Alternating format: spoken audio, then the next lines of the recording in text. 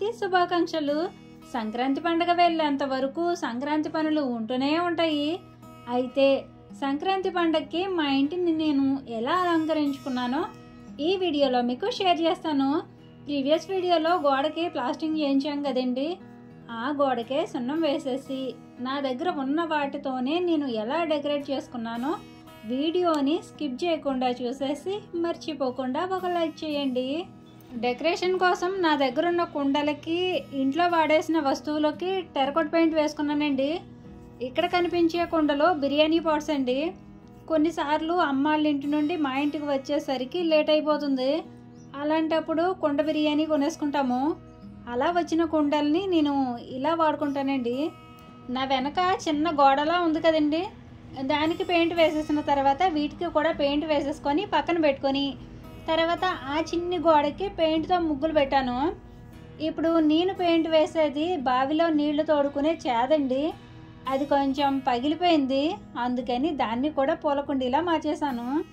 Previous వీడియోలో నా health బాగాలేదని చెప్తే నన్ను మీ ఇంట్లో మనిషిలా ట్రీట్ చేసి హెల్త్ జాగ్రత్త సుమ్మా అని కామెంట్స్ పెట్టారు. హెల్త్ బాగాలేదని తెలిసి ఫీల్ అయిన వాళ్ళు కూడా ఉన్నారు. మీ అందరి ఆశీస్సులు ఆశీర్వాదాలు ఉండగా నాకేం కాదండి, మీరు పెట్టే కామెంట్స్ వల్లే నేను ఓపిక తెచ్చుకొని వీడియోస్ చేయగలుగుతున్నాను. కాకపోతే పెయిన్ వచ్చిన దగ్గర నుండి ఇది వరకు చేసినట్టు ఇప్పుడైతే చేయలేకపోతున్నానండి. ఒకవేళ ఇది ఇలానే కంటిన్యూ అయితే వీడియోస్ చేయడం కష్టమేనండి. ఓకేనండి, పండగ రోజు అవన్నీ ఎందుకులే కానీ ఇప్పుడైతే నేను హ్యాపీగానే ఉన్నానండి. ఇంటి ముందు వాల్కేర్ చేయించాం కదండి, అది అయిపోయిన వెంటనే ఇటువైపు గోడకి కూడా ప్లాస్టింగ్ చేయించేసి ఈ గోడకి కూడా వాల్కేర్ చేయించేద్దాం అనుకున్నాము.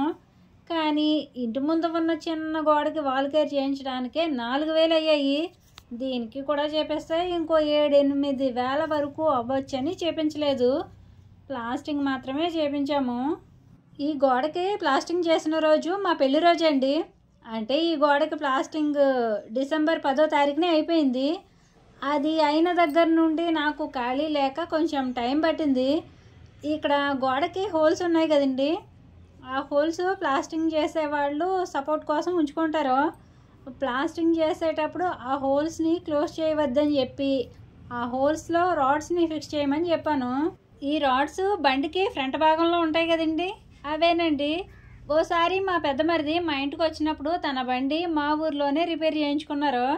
అప్పుడు ఈ రాడ్స్ అరిగిపోయాయని అవి తీసేసి కొత్తవి వేయించుకున్నారు.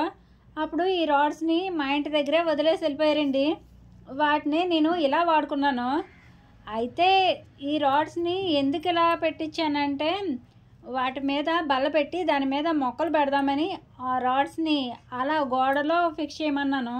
అయితే వాటి మీద పెడదాం అనుకున్న బల్ల అయితే మా దగ్గర లేదండి. దానికోసం ప్లేవుడ్ అమ్మే షాప్లోకి వెళ్ళి పాత చెక్క బల్ల ఉంటే ఆ బల్ల కొని తెచ్చుకున్నాము. ఇలా ప్లాస్టింగ్ మొత్తం చేసేసిన తర్వాత ఓ వారం రోజులు గోడ అంతా నీళ్లు పోసి తడిపేసి సున్నం వేసేసాము. పాత బల్లలు అయితే 200కో 300కో వచ్చేస్తుందేమో అనుకున్నాను, కానీ చెక్క కాబట్టి 600 తీసుకున్నారు.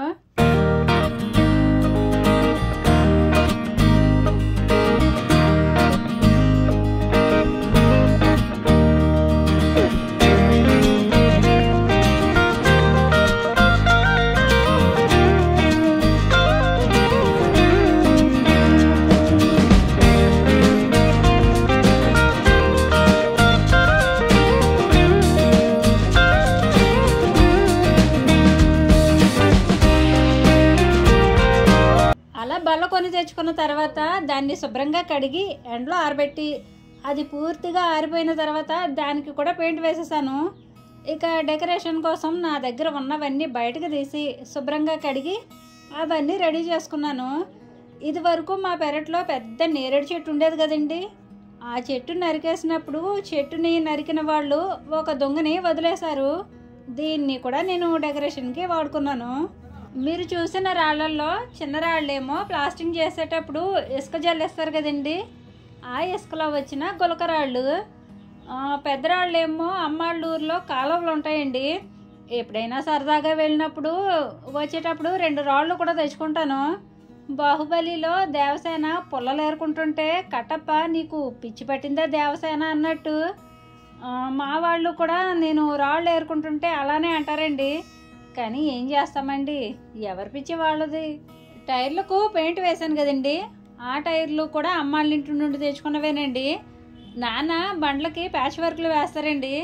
పాత టైర్లు ఎన్ని కావాలంటే అన్ని ఉంటాయి.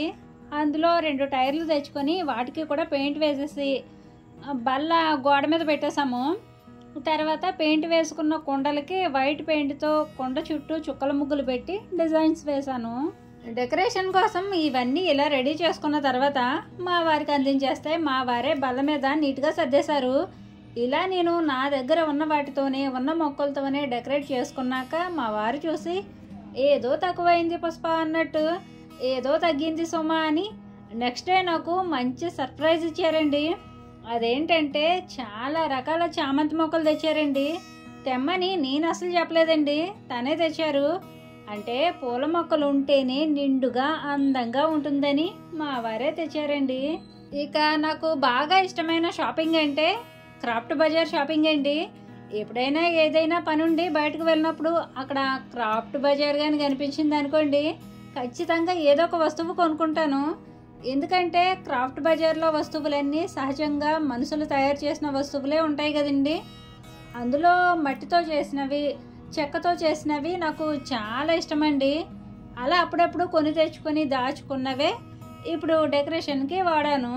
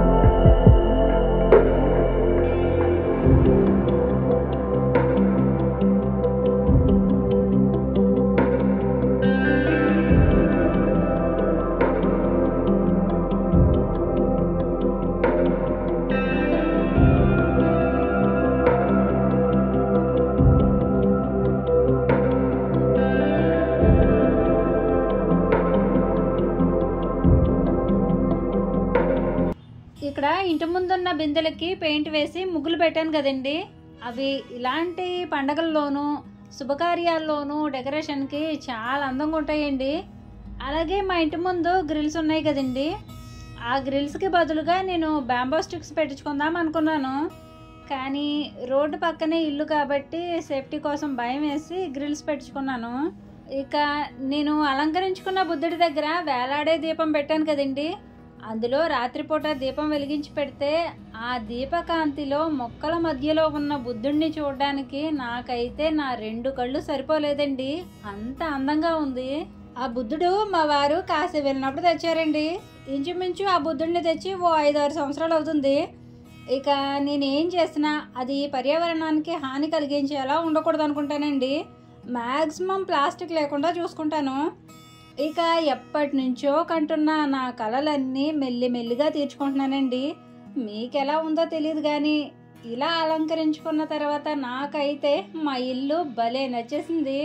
ఓకేనండి, భోగభాగ్యాలతో ఆయురారోగ్యాలతో సిరి సంపదలతో మీరు మీ కుటుంబ సభ్యులంతా ఎల్లప్పుడూ సంతోషంగా ఉండాలని మనస్ఫూర్తిగా కోరుకుంటూ మరొక్కసారి మీ అందరికీ సంక్రాంతి శుభాకాంక్షలు. సంక్రాంతి పండగకి సంక్రాంతి ముగ్గులతో పచ్చని మొక్కలతో ఎంతో సుందరంగా తీర్చిదిద్దుకున్న ఈ వీడియోపై మీ అభిప్రాయం ఏమిటో కామెంట్ చేసి, మీకు ఈ వీడియో నచ్చితే తప్పకుండా లైక్ చేయండి.